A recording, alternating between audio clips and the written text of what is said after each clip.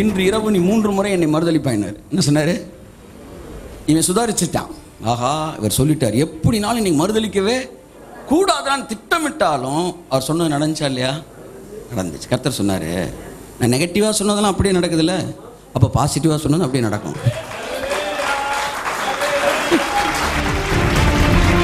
நீங்கள் யூத குலம் என்றால் உங்கள் எதிரிகள் தாழ்ந்து போவது நிச்சயம். உங்கள் வியாதி உங்களுக்கு கீழே தாழ்ந்து போகிறது நிச்சயம். உங்கள் வறுமை உங்களுக்கு கீழே தாழ்ந்து போகிறது நிச்சயம். உங்கள் சத்துருக்களுக்கு உண்மை தாழ்ந்து போவது நிச்சயம். உங்களுக்கு எதிராய் திட்டமிடுகிறவர்கள் தாழ்ந்து போவது நிச்சயம். எத்தனை பெரிய தந்திரவாதிகள் சூத்திரதாரிகள் வந்தாலும் உங்களை அவர்கள் மேற்கொள்ள முடியாது.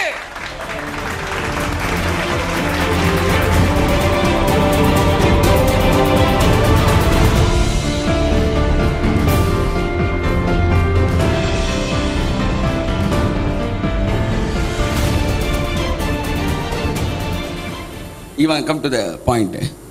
இந்த ஆமான்றவன் யாருன்னா எதிரி. மொர்தெகாய்ன்றவன் யூதன். எஸ்தர்ன்ற உங்களுக்கு தெரியும், அவளை எடுத்து வளர்த்து அவளை கொண்டு போய் பெரிய இடத்துல அவன் இது பண்ணுறான். ராஜாவுக்கே ஒய்ஃபாக மாறிட்டான். கொண்டு போய் வச்ச உடனே இப்போ இந்த ஆமான்றவன் யூதர்களை அழிச்சே ஆகணும்னு நினைக்கிறான். அப்போ அவன் திட்டம் போட்டு இவனை காலி பண்ணுறதுக்கு ஒரு பெரிய தூக்கு மரம் செஞ்சுருக்கிறான். கொஞ்சம் இவனை காலி பண்ணு நினச்சிக்கிட்டு இருக்கும்போது ஒரு நாள் ராஜாவை பார்க்க இவன் போகிறான். இவனை காலி பண்ணணும்னு நினச்சி இவன் இவ்வளோ பிளான் பண்ணவன் வீட்டுக்கு வரான். அப்படியே டெட் பாடியாக வரான். அப்படியே செத்து போனவனா வரான், லிவிங் டெட்டு. வந்தோன்னு ஒய்ஃப் கேட்குறா, என்னங்க இப்படி போனவங்க இப்படி வரீங்க? அந்த பையலை அடிக்கணும்னு நினச்சேன், முடியல. அவன் மேலே வந்துக்கிட்டே இருக்கிறான். நீங்கள் ராஜா அப்படி கேட்டார், இப்படி ஆகிப்போச்சு. நான் என்னத்தான் உயர்த்துவார்னு சொல்லி எல்லாத்தையும் கடற்கடன்னு சொன்னேன். நான் எழுதின லிஸ்ட்டெல்லாம் வாங்கி அப்படியே அவன் பேரில் கூட செய்ய சொல்லிட்டாரு. இதோட ஒரு பெரிய விஷயம், அவனுக்கு முன்னாடி நான் போய் இதை வருகிறான்னு சொல்லுமா? நான் சொல்கிறேன், உங்களை தூற்றினவர்கள் எல்லாம் உங்களை போற்றும்படி கர்த்தர் மாற்றுவார். அவரை மட்டும் நம்புங்க. பதிலுக்கு நீங்கள் கவுண்டர் ஆக்ட் கொடுக்கவே கொடுக்காதீங்க. கவுண்டர் ஆக்ட் பண்ணவே பண்ணாதீங்க. பதிலுக்கு நீங்கள் பேசவே பேசாதீங்க. நாள் வந்து கொண்டே இருக்கிறது, உங்களை மென்மேலும் கர்த்தர் உயர்த்து கொண்டு இருப்பார். சொல்கிறான். அடுத்து நான் ஷார்ட்டாக சொல்கிறேன். அப்போ ஒய்ஃபு சொல்கிறா அந்த வசனத்தில், அவன் யூதனானால், வாசி, அவன் யூத குலமானால் நீர் அவனை மேற்கொள்ளாமல் அவனுக்கு முன்பாக தாழ்ந்து போவது நிச்சயம். சகப்பில் இருக்கு பாருங்க, எல்லாரும் இங்கே பாருங்க. நீ பைபிளை பார்த்தா கண்டுபிடிக்கிற விஷயம் பாருங்க. அவ கேட்குறா, ஆமாம் அவர் என்ன குலங்கன்னு கேட்குறா ஒய்ஃபு. அவன் யூத குலம். அதை நீங்கள் சொல்லவே இல்லையேங்க. அவன் யூத குலம்னா, அதாவது இயேசுனார் என்ன குலம்? இயேசுவோட பிள்ளை, அவரோட வித்து. நீங்கள் என்ன குலம்? அவன் யூத குலமானால் நீர் அவனை மேற்கொள்ளாமல் அவனுக்கு முன்பாக தாழ்ந்து போவது நிச்சயம். சுற்றி இருக்கிற எல்லாம் சொல்கிறான், இல்லைங்க யூதன்னா இருந்தால் அவனை நம்ம ஜெயிக்கவே முடியாது. எப்படி மனசில் பயந்துருக்கு வரவங்களுக்கு. அவன் யூத குலமானால். ஹல்லேலூயா. யூதா என்றால் என்ன அர்த்தம்? துதி. இயேசு யூத குலத்தில் பிறந்தவர். இயேசு சொன்னார், என்னை ஏற்றுக்கொள் எத்தனை பேரோ அத்தனை பேர் எனக்கு பிள்ளைகளாகும்படி அதிகாரம் கொடுத்தாரு. நீங்கள் லேவி கோத்திரம் இல்லை, நீங்கள் யூதா கோத்திரம். நீங்கள் யூதா கோத்திரம்னா உங்கள் எதிரி தாழ்ந்து போகிறது நிச்சயம். நான் சொல்கிறேன், உங்கள் ஜெபம் உபவாசம் அதெல்லாம் கிடையாது. அதுக்கெல்லாம் நான் வரவே இல்லை. நீங்கள் உங்கள் பிறப்பு அப்படி. நீங்கள் என்ன குலம்? யூத குலம். போயிட்டே இருங்க, உங்கள் எதிரியில் அழியிறது நிச்சயம்ன்ற. நான் யூத குலம்யா. நான் யூத குலம். எல்லாம் சொல்கிறேன், நான் யூத குலம். என் எதிரி அழிக்கப்படுவதற்கு காரணம் என் குலம் அப்படி, என் கோத்திரம் அப்படி. நான் ஒரு யூதன். எல்லாம் சொல்லுங்க, நான் ஒரு யூதன். ஹல்லேலூயா. யூதன்னா என்ன சொல்லுங்க?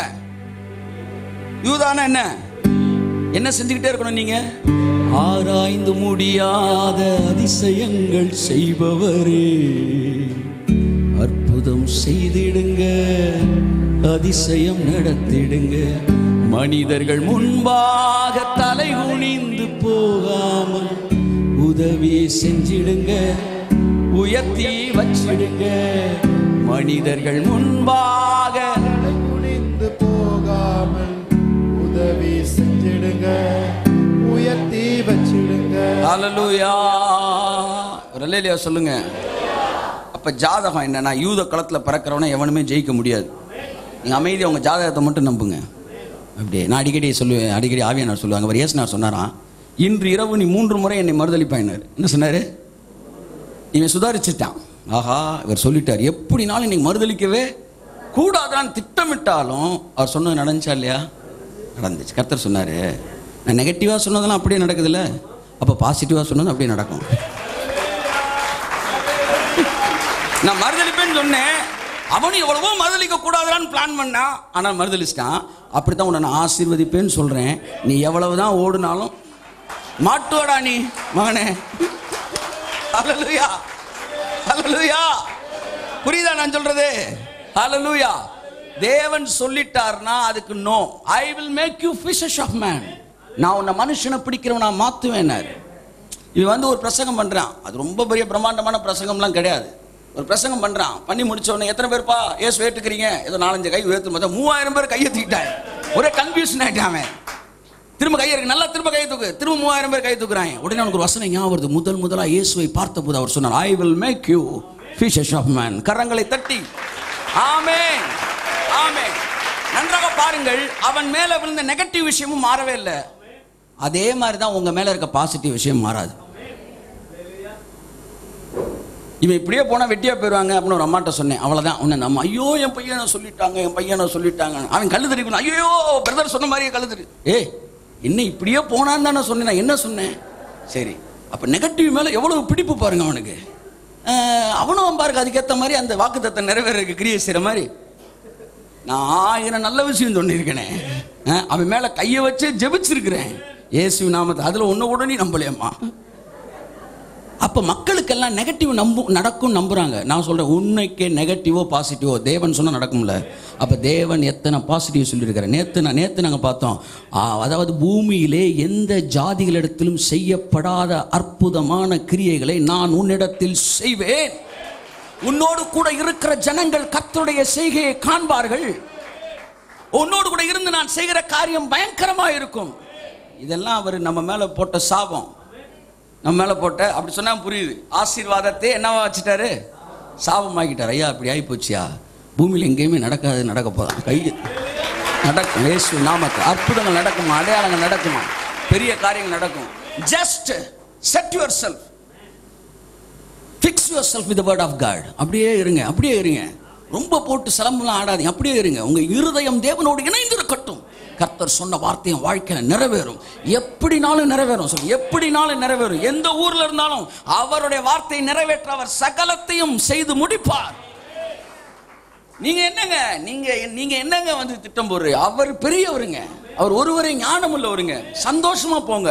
நீங்கள் எடுத்த சில தவறான முடிவுகளை கூட சரியாக மாற்றி தேவன் உங்களை ஆசீர்வதிக்க முடியும். உங்களை God is always saving some optional. தெரிஞ்சுங்க, அவர் பயங்கரமான ஆள். ஆப்ஷனல் வச்சிருப்பார் எப்பவுமே. இந்த ரூட்ல தான் போகணும், இந்த ரூட்ல குண்டு வச்சிருந்தானா அப்படின் போது இன்னொரு ரூட் வச்சிருப்பாரு. அந்த ரூட்ல இருந்து இந்த ரூட் அப்படின்னு வச்சிருப்பாரு. கடைசியில் சொல்லுவார், ஐயா சப் ரூட்ல வந்தீங்களா, இதான்டா மெயின் ரூட், இந்த ரூட்டை முதலே காட்டக்கூடாதுன்னா சப் ரூட். அவர் பயங்கரமான ஆள் சார். ஒரு ராஜீவ் ஒரு பெரிய ஒரு சிஎம் பிஎம் கூட்டு போகிறதுக்கு அவ்வளோ திட்டங்கள் போடும்போது தேவன் எவ்வளோ பெரிய ஆள். அவர் பார்வை நீங்கள் பிரைம் மினிஸ்டரு. அவ்வளோ சீக்கிரத்தில் 7 அடுக்கு பாதுகாப்பை தாண்டி உங்களை தொட முடியாது. நீங்கள் தேவனால் அபிஷேகம் பண்ணப்பட்டவர்கள், தேவனால் அழைக்கப்பட்டவர்கள், தேவனால் பாதுகாக்கப்பட்டிருக்கிறீர்கள். உங்கள் ஆசீர்வாத எல்லையை தொட்டே தீருவார் தேவன். அதில் ஒரு பெரிய பியூட்டி என்ன தெரியுமா? நான் சொல்கிறேன், எழுதி வச்சுக்காங்க. அவர் வச்சிருக்க டைம்லையே அதில் ஒரு நிமிஷம் லேட்டாக கூட ஜெயிக்க மாட்டார். அதே டைமில் அடிப்பார் பாருங்க. அதே டைமில் அதே டைமில் தூக்குவார். 30னா 30 தூக்குவார், 40னா 40 தூக்குவார். ஆமென். அப்போ அமைதியாக இருக்காருன்னா வேலை இன்னும் வரலன்னு இருக்கிறாரு. எல்லாமே திட்டமிட்டது உங்கள் வாழ்க்கையில் நடக்கும். தூக்குமரம் செஞ்சுருந்தான் அந்த நேரத்தில் இவனை அழிக்கணும்னு ஒரு தடவை வந்த ராஜா அப்பெல்லாம் பண்ணிட்டாருன்னு நேராக எஸ்தர் ராஜாத்தியை பார்க்க வரான். அந்த அம்மாட்ட ரெக்கமெண்டேஷன் லெட்டரை வாங்கிட்டா ஐயாட்ட என்ன செஞ்சிடலாம், வந்து நல்ல பேர் வாங்கிடலான்னு வரான். இது ஒரு பயங்கரமான திட்டம். திரும்பவும் தேவனுக்கு இவன் என்ன செய்கிறான், குறுக்க வரான். இவன் சமாதானமாக போகக்கூடாது, இவன் அழிக்கப்படணும். ஆனால் சமாதான உடன்படிக்கைக்கு வந்து எஸ்தர்கிட்ட வரான். மனசளவில் அவன் திருந்தலை, சும்மா மேலே வரணுன்ற காண்டி ஒரு ரெக்கமெண்டேஷன் லெட்டரோடு வரான். வந்து பக்கத்தில் இருந்து எப்படியாச்சும் முருதகாய்க்கு எதிராக நான் இருக்கிறேன்னு ராஜாவுக்கு தெரிஞ்சிருச்சு. ராஜா என்ன வந்து கோபமாக இருக்கிறாரு. சும்மா கோபமாக இருக்கிற அவ்வளோதான், கொலை பண்ணணும்லாம் இல்லை, கோபம். அந்த கோபம் இல்லாதபடி நீங்கள் தான் பேச வரான். உடனே அந்த அம்மா வந்து அதை அப்படி கண்டுக்கிறாமல் வந்து அப்படி நின்றுக்கிட்டு இருக்கு. டக்குன்னு காலில் விழுகிறேன் உங்கள் காலில்னு சொல்லி முன்னாடி பெட்டில் அப்படியே பெட்லேயே விழுகிறான். அந்த நேரம் பார்த்து ராஜா வந்துட்டார். அவன் ஏன் பெட்டில் இருக்கிறது, பக்கத்தில் 4 பேர் இருக்காங்க. அம்மா அம்மான்னு காலில் விழுருக்கு. அம்மா அம்மா அம்மான்ற என்ன அம்மா அம்மான்னு அம்மான்னு சிக்கல் தானே. அம்மா அம்மான்னு ஐயா இருக்குமா அம்மா அம்மான்னு இருந்தாங்களே. டக்குன்னு ராஜா பார்க்குறது. ராஜா இருக்கும்போதே ராஜாவுடைய ஸ்திரீயை பலவந்தம் பண்ணுகிற இவனை நீங்கள் பார்த்து கொண்டிருக்கிறீர்கள் சொல்லத்தான் செஞ்சா பாருங்க. அப்படியே பாஞ்சிட்டு போய் மூஞ்ச மூடிட்டான். அவன் என்ன நினைச்சிட்டான்? Rape attempt நினைச்சிட்டான். திட்டத்தை எவனுமே ஸ்பாயில் பண்ண முடியாது. பரலோகத்தில் வீட்டில் இருக்கிற நகைப்பார். அவர் சொல்கிறார், ஆமான் அதெல்லாம் முடியாது ஆமான், உன் டைம் முடிஞ்சிருச்சு. நண்புக்குரியவர்களே, உடனே ஒருத்தன் சொல்கிறான், ஐயா இந்த ஆமான் வீட்டில் கரெக்டாக ஒருத்தன் ஒரு பெரிய தூக்கு மரம் ஒன்று செஞ்சு வச்சிருக்கிறாரு. எதுக்கு? முருதகாய காலி விடும். அப்படியா? அப்போ அதிலே அவனை ஏற்றிருங்கன்ட்டான்.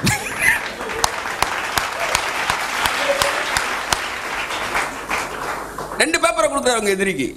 இந்த பேப்பரில் ஜஸ்டினுக்கு நடக்கிறதெல்லாம் எழுது, இந்த பேப்பரில் உனக்கு என்னென்னு செய்யணும் அதெல்லாம் எழுதிடுவான். எழுதுனோன்னு அப்படியே பேப்பரத்துக்கு மாற்றி இதை நீ வச்சுக்க அவன்கிட்ட கொடுத்தான்.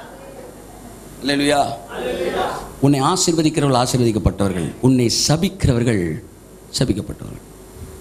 அதனால தான் ஊழியக்காரன் நான் பேசுகிறதே கிடையாது. அவர் சொன்னார் இவர் சொன்னார்னு கூட பேசவே மாட்டேன். அது ரிட்டன் ஆகி பால் எங்கே வந்துடும்? பவுன்ஸ் ஆகி மூஞ்சில் அடிச்சிடும். எல்லாம் நல்லா இருக்கட்டும். அல்லேலூயா. என் அன்புக்குரியவர்களே, கர்த்தர் நல்லவர்.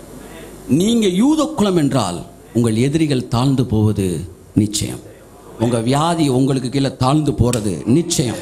உங்கள் வறுமை உங்களுக்கு கீழே தாழ்ந்து போகிறது நிச்சயம். உங்கள் சத்துருக்களுக்கு உண்மை தாழ்ந்து போவது நிச்சயம். உங்களுக்கு எதிராய் திட்டமிடுகிறவர்கள் தாழ்ந்து போவது நிச்சயம். எத்தனை பெரிய தந்திரவாதிகள் சூத்திரதாரிகள் வந்தாலும் உங்களை அவர்கள் மேற்கொள்ள முடியாது. ₹1 இருந்து உன்னை ஏமாற்றி வாங்க முடியாது. நீ யூத குலமானால் எல்லாம் சொல்லுங்க, எனக்கு முன்பாக என் எதிரிகள் தாழ்ந்து போவது. எதிரிகள் உங்க வறுமை, உங்களுடைய தரித்திரம், உங்களுக்கு எதிராக வர தரித்திரம், உங்களுக்கு எதிராக வர வறுமை, உங்களுக்கு எதிராக வர வியாதி, உங்களுக்கு எதிராக வர பிரச்சனைகள், பயங்கள் எல்லாம் போயிடும் சார். இன்னைக்கு உங்களை சுற்றிக்கிட்டு இருக்குல்ல, ஒரு நாள் நீங்கள் தேடுவீங்க, அது இருக்காது. விட்டுருங்க. ரொம்ப ரொம்ப போராடவே கூடாது.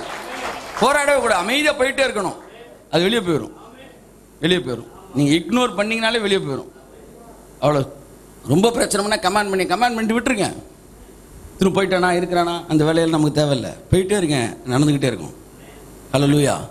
ஒரு பிசாசு சுற்றி வந்துக்கிட்டே இருந்துச்சான். ஒரு 20 பிசாசு சுற்றி இவன் பாட்டு பாருங்க, 5 பாட்டு பாடிட்டு இருக்கு.